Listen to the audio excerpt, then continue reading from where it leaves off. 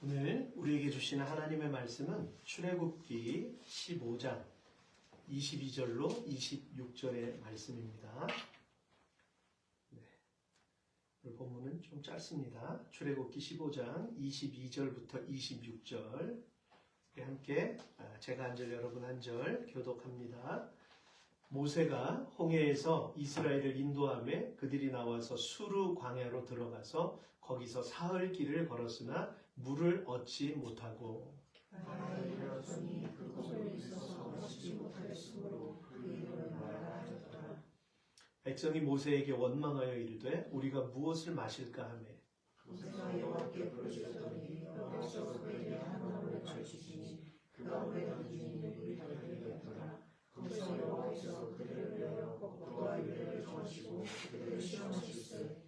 함께 읽겠습니다. 이르시되 너희가 너희 하나님 나 여호와의 말을 들어 순종하고 내가 보기에 의를 행하며 내 계명에 귀를 기울이며 내 모든 규례를 지키면 내가 애굽 사람에게 내린 모든 질병 중 하나도 너희에게 내리지 아니하리니 나는 너희를 치료하는 여호와임이라. 아멘. 오늘 함께 읽은 본문을 통해서 마라의 쓴물이라는 제목으로 주의 뜻을 나누도록 하겠습니다.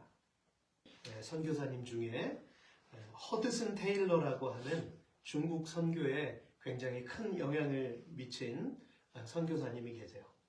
그는 어느 날 사람들로부터 이런 질문을 받았습니다. 선교사님은 어떻게 일생을 선교사로 보낼 수 있었습니까? 그러면서도 그렇게 얼굴이 밝고 행복한 비결은 무엇이죠?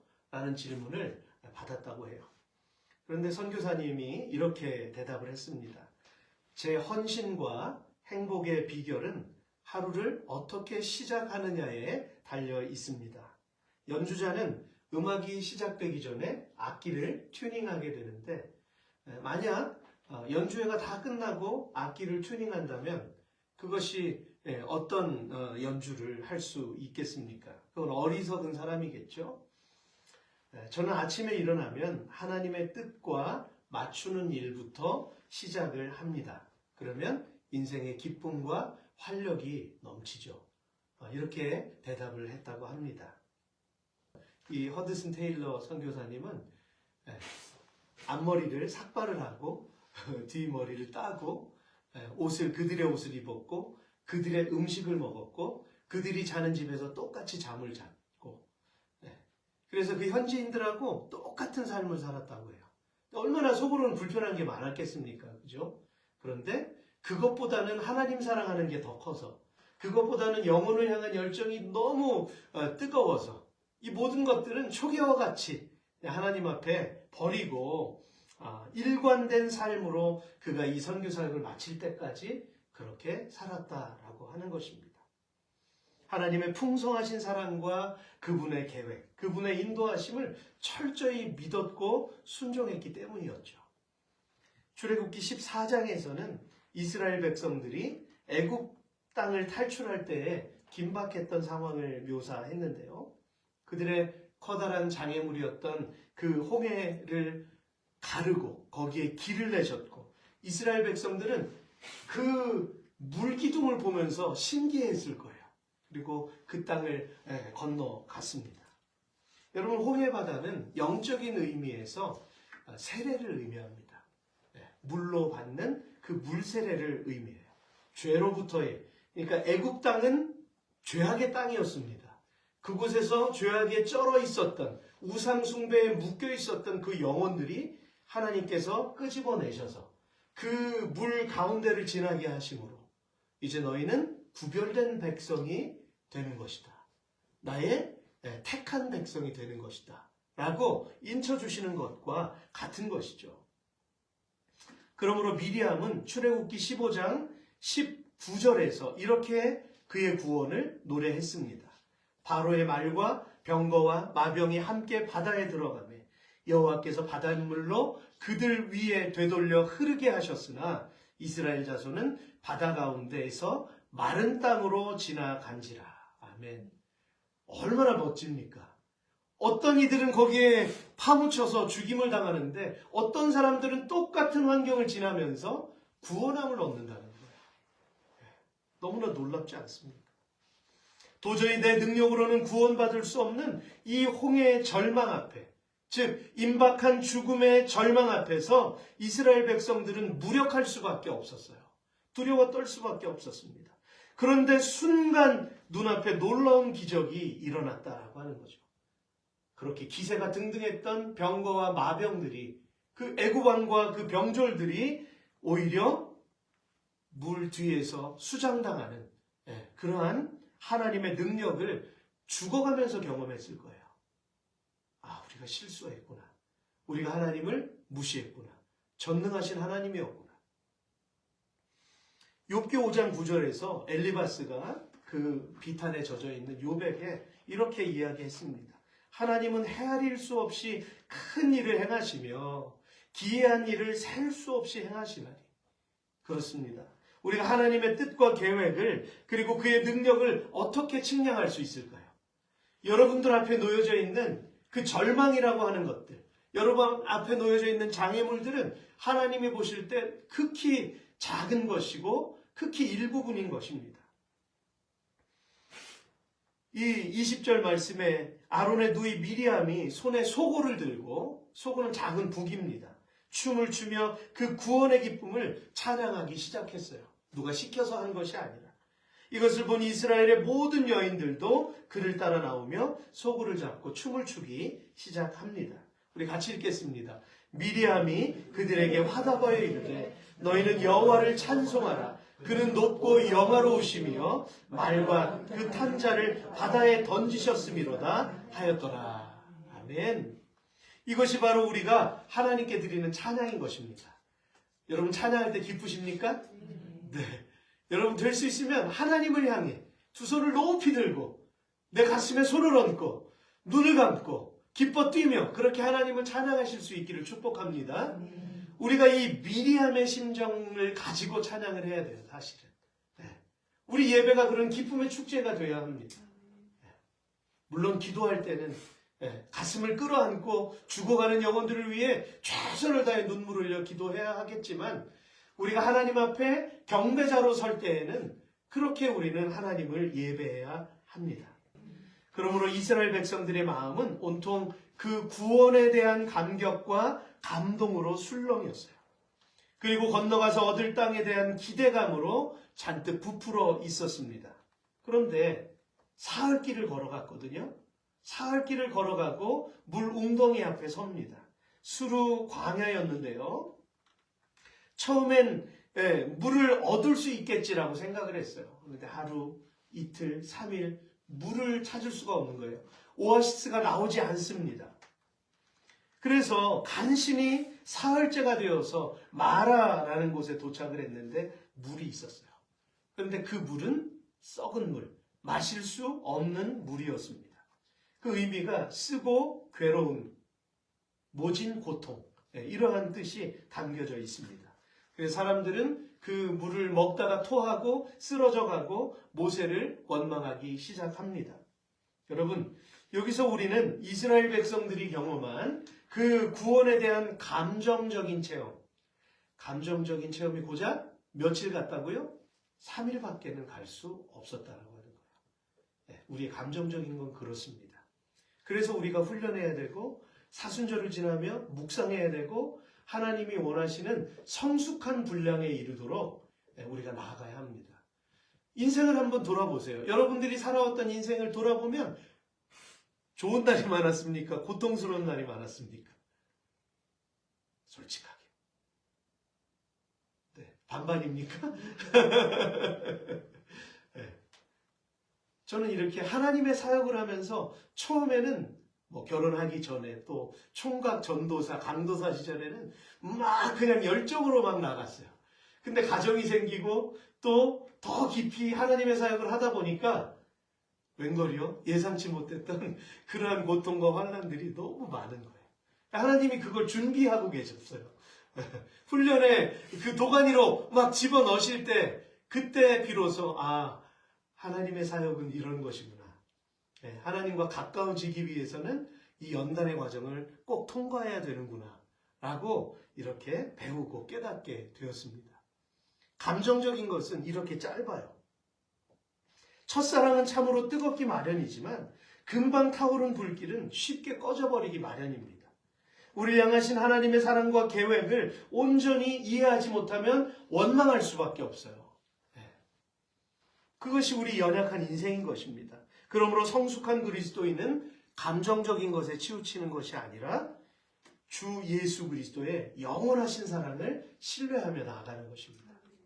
전쟁 중에도, 기근 중에도, 환난 중에도 우리는 이렇게 감사하게도 중보기도 할 수 있는 환경을 주셔서 이렇게 몸의 안전함을 가지고 예배할 수 있지만 어느 한켠에서는 여전히 싸우고 있는 그런 예배자들이 있어요.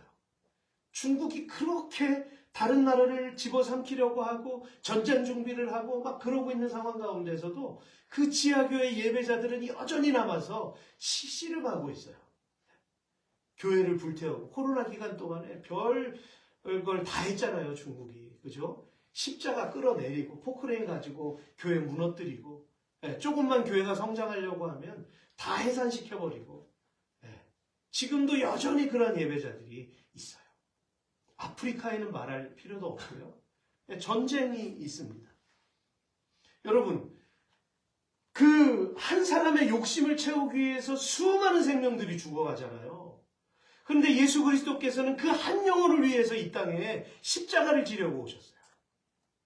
얼마나 상반됩니까? 얼마나 큰 사랑입니까? 누구를 따라야 되겠어요? 그런데 그 앞뒤 좌우 분별을 하지 못하는 백성들이 그 길로 따라가는 거예요. 네? 참, 내가 죽는 곳인 줄도 모르고 따라가는 거예요. 여러분, 그래서 지도자로 선다는 것, 한 사람의 리더로, 여기 계신 분들 다 리더로 서야 되는데 리더로 서는 사람들은 그만큼 영적인 책임감이 있습니다. 눈먼 소경이 되면 안 돼요. 그래서 저와 여러분들이 그 모진 쓰라린 고통을 받고 있는 사람들을 위해서 우리는 계속해서 기도해야 할 줄로 믿습니다. 불행한 한 청년이 있었습니다. 그 이름은 조셉 스크리븐이라는 청년이었어요. 대인기피증이 있었습니다. 소위 말하면 공황장애죠. 사람들을 만나면 곧바로 시비를 걸고 싸웠습니다. 난폭하고 이 거친 청년과 가까이 하려고 하는 사람은 아무도 없었어요. 그래서 늘 혼자였습니다. 그가 난폭하고 거칠게 변한 데는 이유가 있었어요. 바로 목숨처럼 사랑했던 그 한 여인이 결혼식 전날 수영을 하다가 익사를 하고 말았어요. 하루아침에 모든 그 사랑의 일정이 다 물거품이 되고 말았죠. 하늘을 원망하고 인생을 저주했습니다. 그래서 자기가 살던 아일랜드를 떠나서 이곳 캐나다에 정착을 합니다. 근데 여기서 반전이 일어나요. 요셉은 하나님의 계획 가운데 하나님을 만나게 되고요. 자신을 학대하면서 살아왔던 그 자기의 모습이 너무나도 큰 죄임을 하나님 앞에서 깨달았어요. 나같이 이렇게 연약한 인생을 위해 주님께서 십자가를 지셨구나. 그래서 그는 찬송시를 쓰기 시작했습니다. 그가 만든 노래가 죄짐 맡은 우리 구주, 어찌 좋은 친구인지 걱정 근심 무거운 짐 우리 주께 맡기세요. 이 찬송시를 그가 작곡을 했습니다. 우리 같이 한번 불러볼까요? 죄짐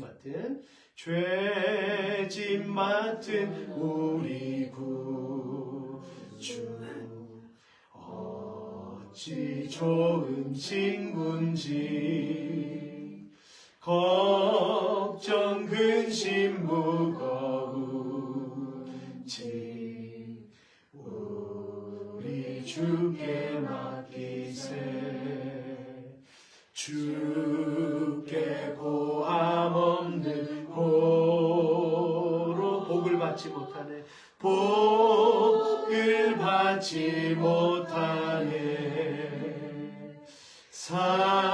사람들이 어찌하여 아를 줄을 모를까. 누구의 모습을 반추한 걸까요? 자기 모습이죠. 사람들이 어찌하여 아를 줄을 모를까. 여러분, 100년, 200년 된 이런 찬송시가 우리에게 큰 감동을 줍니다. 왜냐하면 그들의 인생을 바꾼 고백들이었기 때문이에요. 오늘 우리가 현대적인 찬양도 많이 부르고 하잖아요. 그런데 과연 그 깊이가 얼마나 차이가 날까요? 자기의 생명을 변화시키신 그 주님. 여러분, 우리가 이분들의 그 신앙 고백과 얼마만큼의 차이가 있을까요? 여러분이 그래서 깊이 묵상해야 합니다. 내 죄짐이 이들이 고백한 것과 똑같은 죄짐이라고 하는 것. 그것을 우리는 하나님 앞에 더 많이 깨닫고 더 많이 하나님 앞에 경배자로 서야 할 줄로 믿습니다. 여러분, 성경은 우리 자신의 거울입니다. 그리고 이스라엘 백성들은 오늘 나와 닮은 꼴입니다. 여기 이 조셉 스크리븐의 모습도 나의 모습입니다. 홍해바다를 건너 바로 가나안 땅에 들어가서 상황이 종료되었다고 한번 생각해 보세요. 그들은요, 우상 숭배의 습관이 아직 젖어 있었어요. 그는 거듭남이 무엇인지 알지 못했어요. 그들은 예배자로서 전혀 준비가 되어 있지 않았습니다. 완전히 무지한 상태였어요. 하나님이 구원은 해주셨지만 아무것도 없는 백지 상태였어요. 그리고 무엇보다도 대적과 싸울 수 있는 능력이 전혀 없었습니다.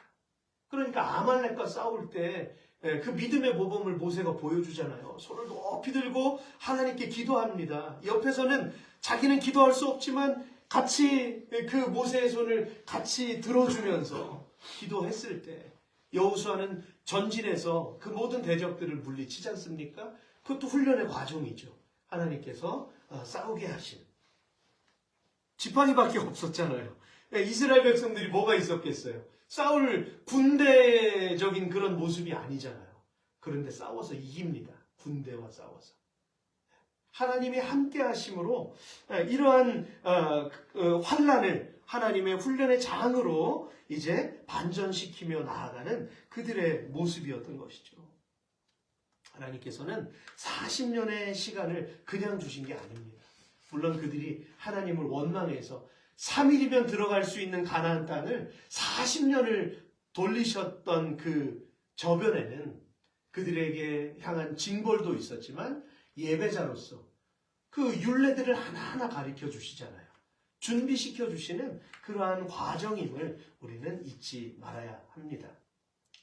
이제 가나안 땅에 들어감으로 인해서 그들은 광야에서 마주쳤던 자잘한 대적들과는 비교할 수 없는 큰 대적들을 마주치게 되기 때문이죠. 특별히 오늘 본문을 보시면 이스라엘 백성과 모세는 예기치 못했던 이 시험 앞에 서게 되는데요.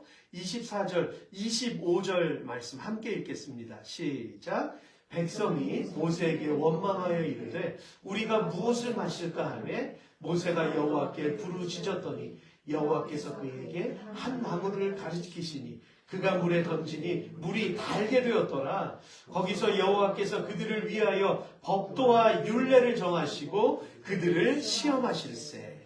아멘. 마실 물로 인한 시험이 찾아왔는데 어떤 반응을 보입니까? 백성들의 반응과 모세의 반응이 각각 달라요. 백성들은 시험에 그냥 빠져서 원망하고 저주하고 난리 법석을 피우지 않습니까? 그러나 모세는 여호와께 부르짖습니다. 이렇게 다른 거예요. 목이 마르고 힘든 것은 백성들이나 모세나 마찬가지였어요. 단지 그것을 대하는 방법이 달랐을 뿐입니다.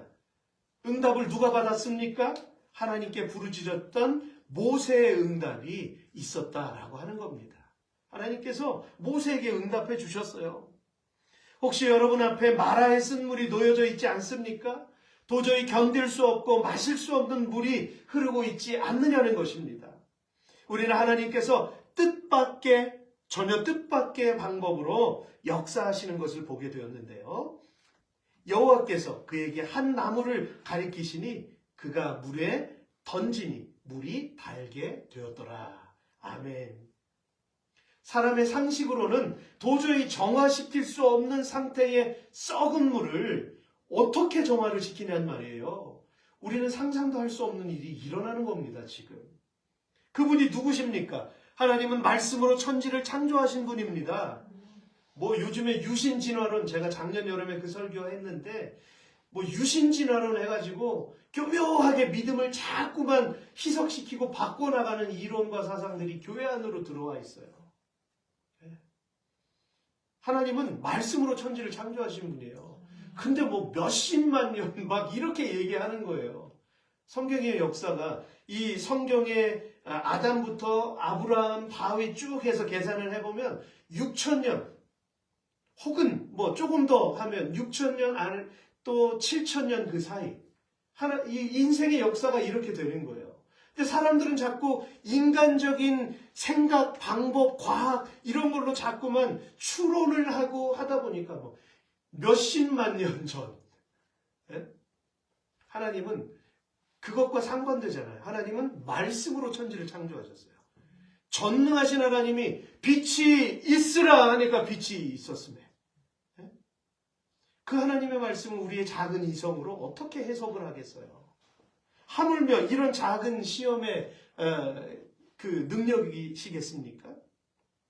예수님께서 가나 혼인잔치집에서 돌 항아리에 물을 채워라 그러셨어요. 근데 맹물이 어떻게 포도주가 되느냐 말이에요. 거기에 뭐 포도 가루를 이렇게 조금 넣은 것도 아니고 완전 다른 성질이잖아요. 맹물인데 어떻게 이게 포도주가 되냔 말이에요. 이 썩은 물에 나무를 던지니까 시원한 단물이 되었습니다. 할렐루야. 이것이 하나님의 능력입니다. 여기 그 한 사람, 하나님의 역사를 써내려간 아브라함 링컨에 대한 이야기가 있어요. 남북전쟁이 일어났습니다. 약 7년 동안 강물이 피로 물들었어요. 한국전쟁은 3년 반 이렇게 걸렸잖아요. 근데 남북전쟁은 7년 동안이었어요. 노예 해방을 위해서 거룩한 의를 내세워서 전쟁이 일어나긴 했지만 7년이 지속됨에 따라서 이 대통령도 굉장한 고통이었습니다. 그래서 하나님 앞에 기도하면서 결심을 했어요. 1862년 4월 30일 전국 교회에 금식일을 선포했습니다. 그래서 기도를 촉구했어요.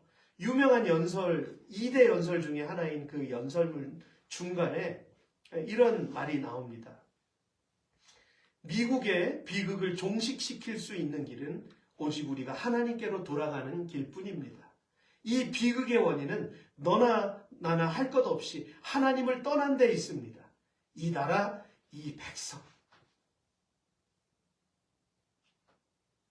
우리 한국 민족, 우리 한국의 교회, 하나님께로 돌아가야 될 것이죠.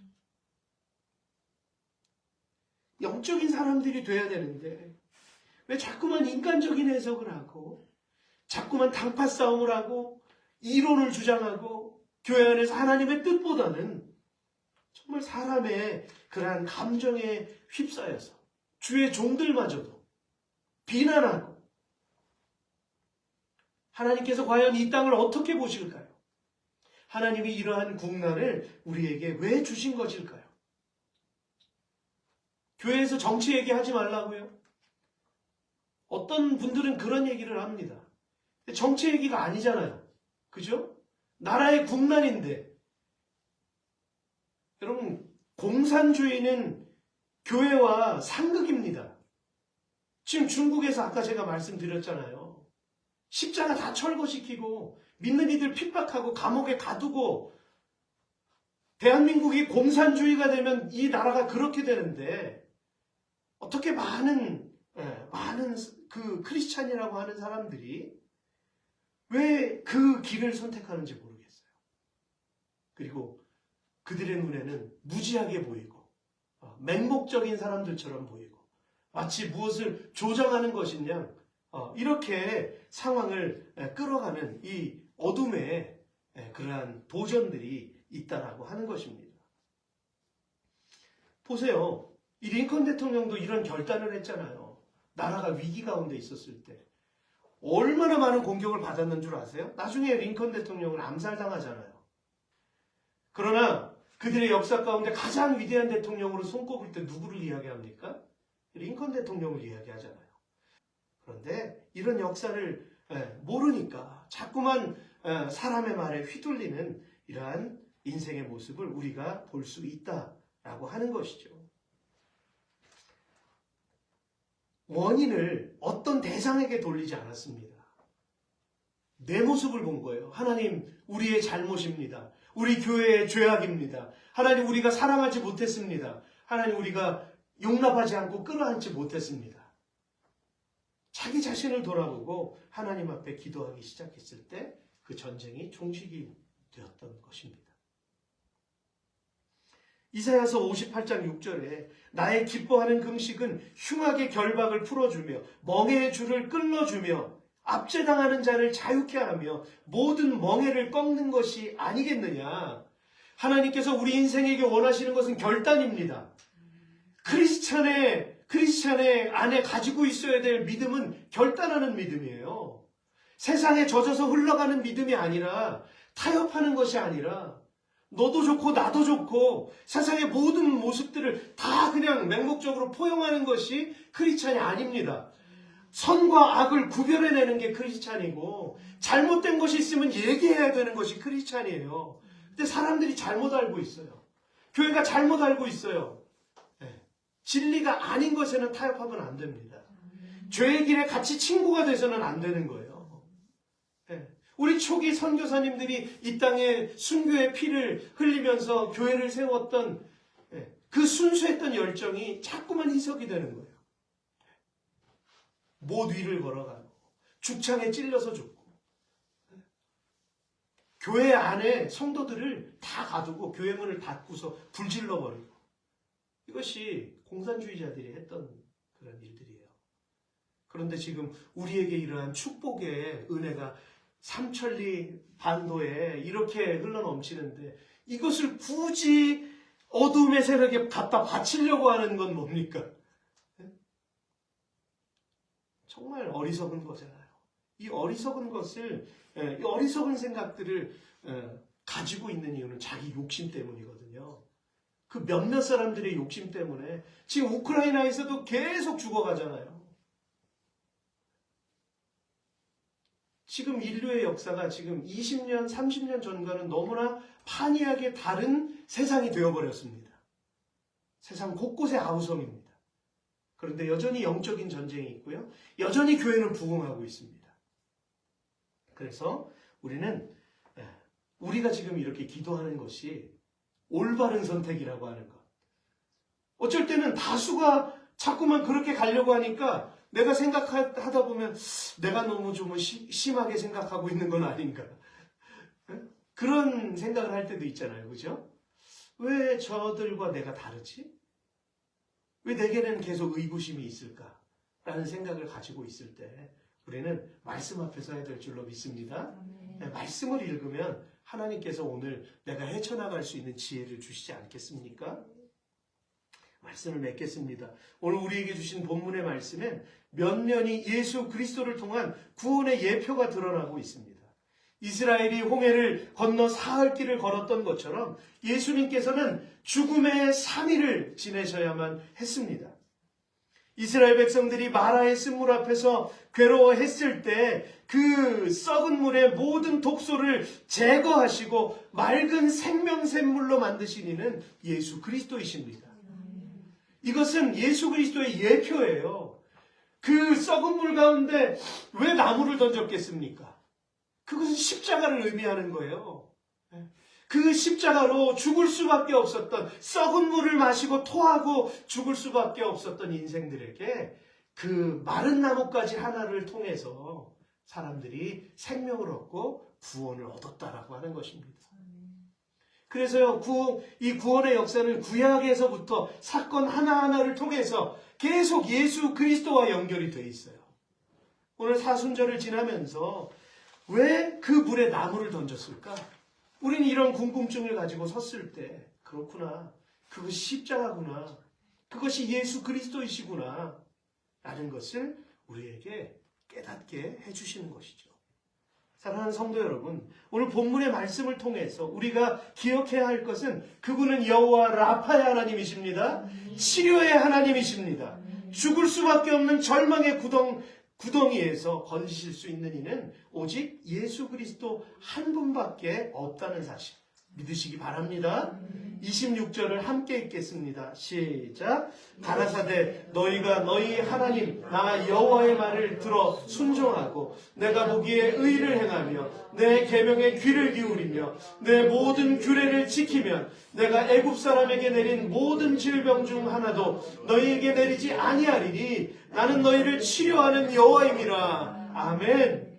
여러분 이렇게 연약합니다. 그러나 이 연약함을 치료해 주시는 이는 여호와 하나님이신 줄로 믿습니다. 무엇보다도 우리의 생명을 건져 주실 이는 오직 이 여호와 하나님이십니다.